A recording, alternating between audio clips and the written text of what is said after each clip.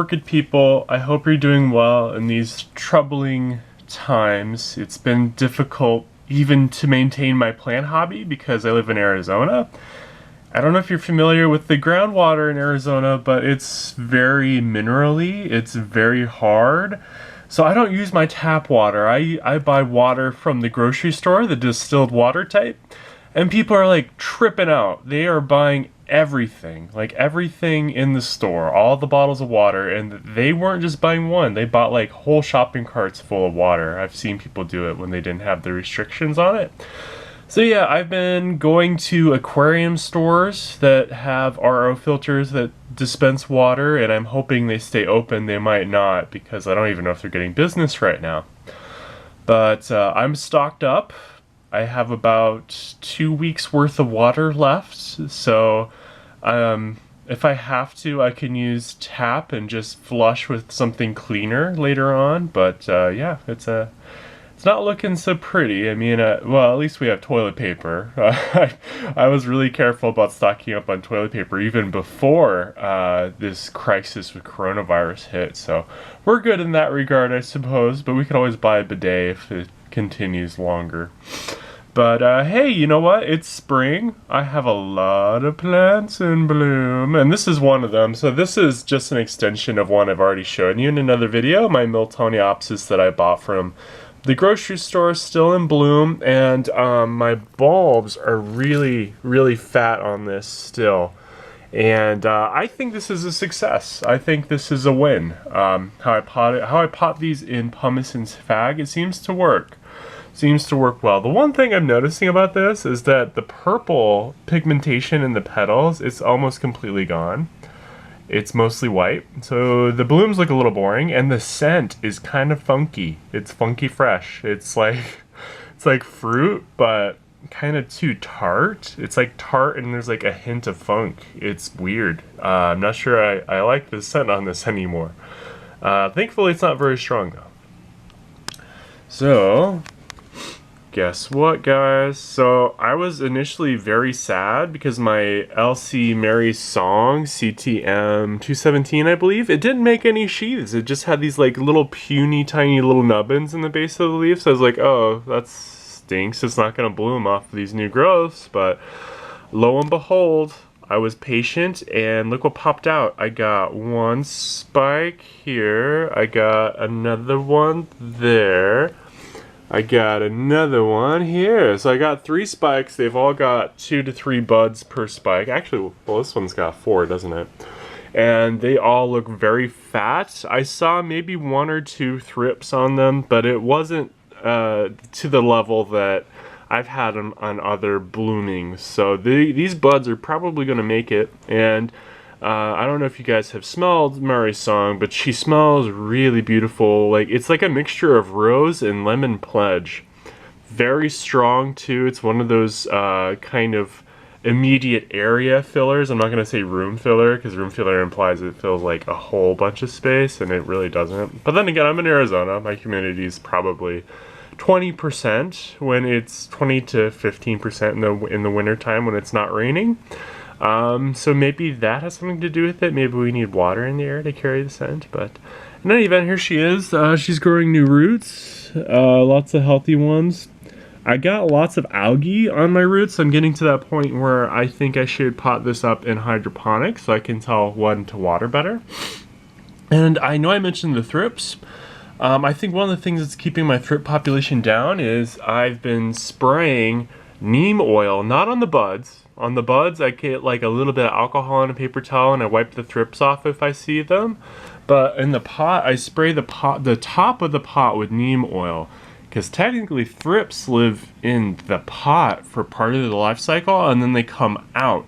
So I'm thinking if I can stop them from coming out from the pot completely, it'll slow them down. And it seems to be working fairly well. I think, like I said, I saw maybe 1 or 2. Nothing apocalyptic though, so I think it works.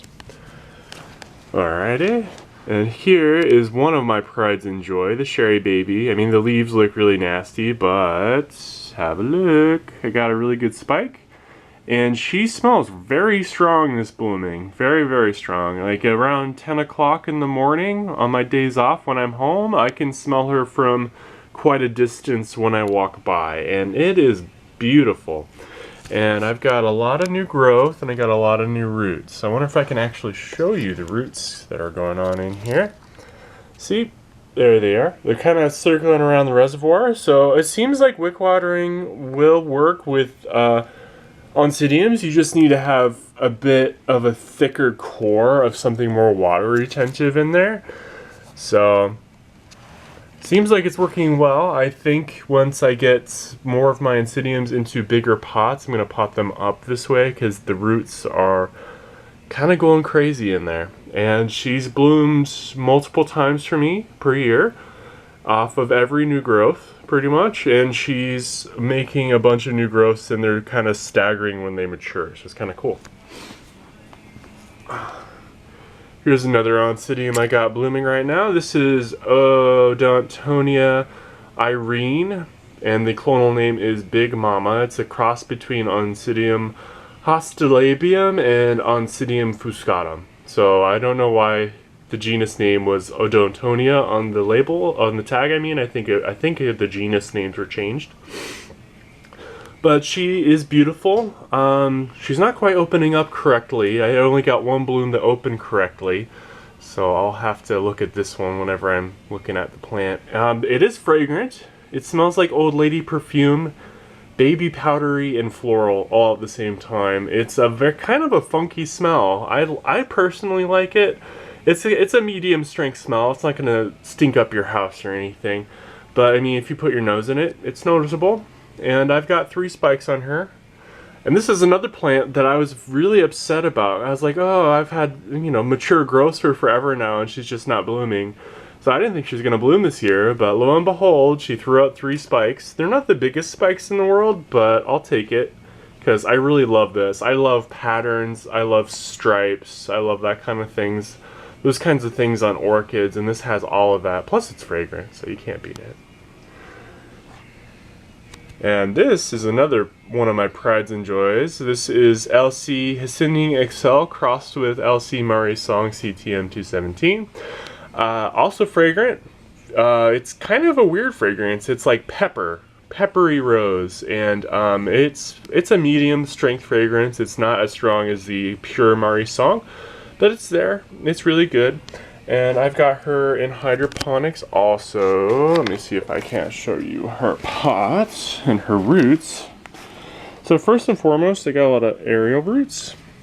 And these roots, they look like they're dead, but they're actually very firm. They're just, they're stained. And I don't know what they're stained with, but they're stained with something. Got a lot of roots in there. And then, got a lot of roots down here. If you want to see me do a kind of a mock round of potting these up, you can check out another video that I've got on this. And yeah, here she is one last time, looking gorgeous. I only got 1 bud off of her because my other new growth she made this year was kind of deformed, and it trapped the buds and the buds rotted inside the growth.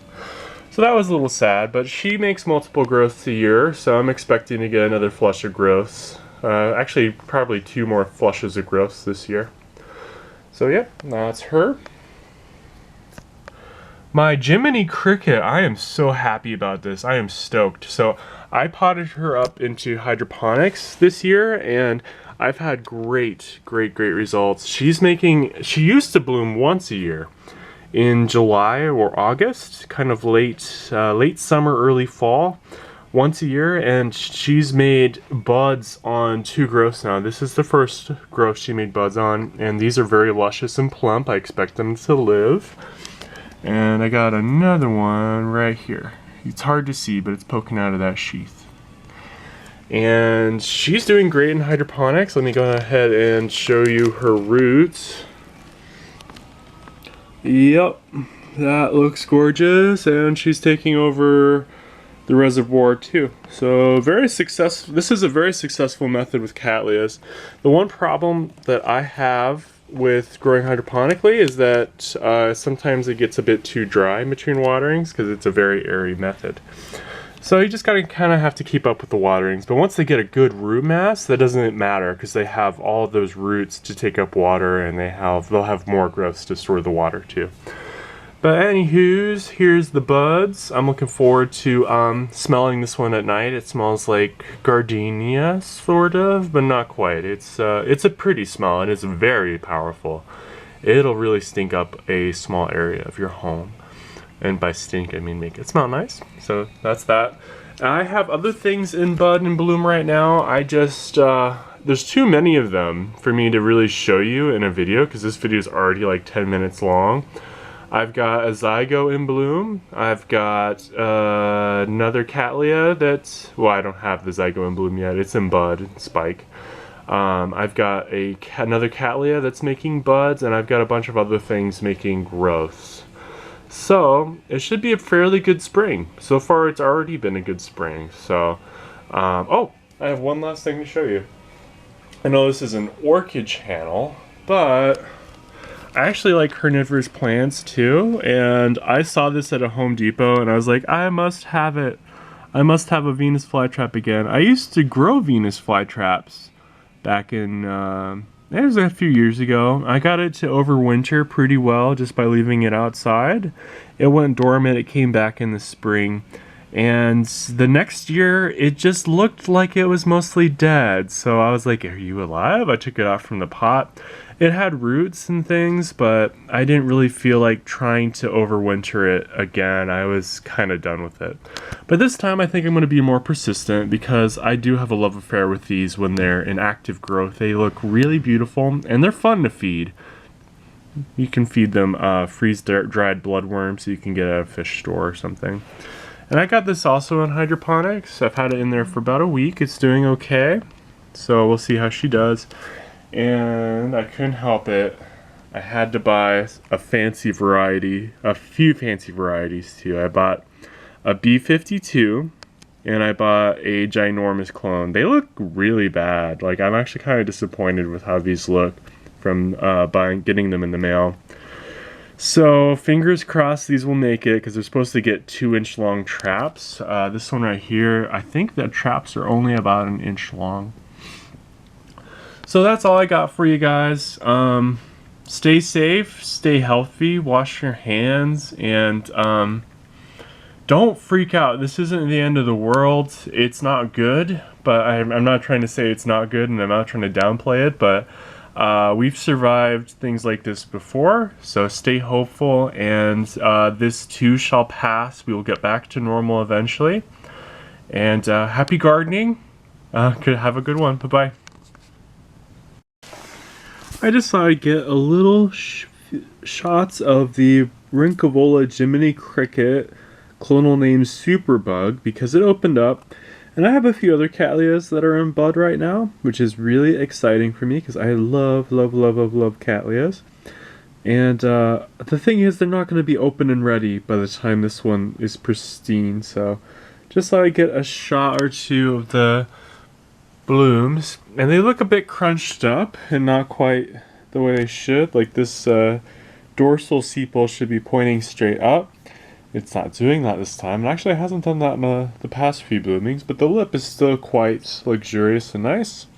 And again, she smells very citrusy, very gardenia-like, very strong in the evening. Again, not quite a room filler, but it's one of those things, if you put your nose in it, it smacks you in the face. It's that strong. Like, you'll be like, ow, man, my nose. It's great. But, so there's that, and she's also got a bud popping out right here. So I got another bloom coming. As I said before, this one's only bloomed once a year for me, so this is super exciting. Such a great development. So when I get more clips, I'm just going to splice them together of my cattleyas this year, and I'll post the video. Bye-bye.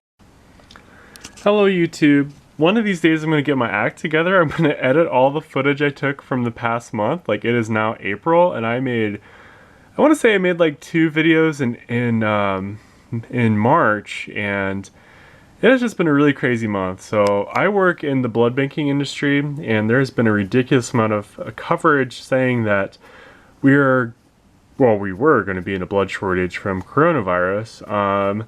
We still have that risk, but you know what? People have been stepping up. People have been donating like mad, so I'm happy to say that I've been working a lot of hours trying to keep up with all the donations, so I've been lazy on YouTube.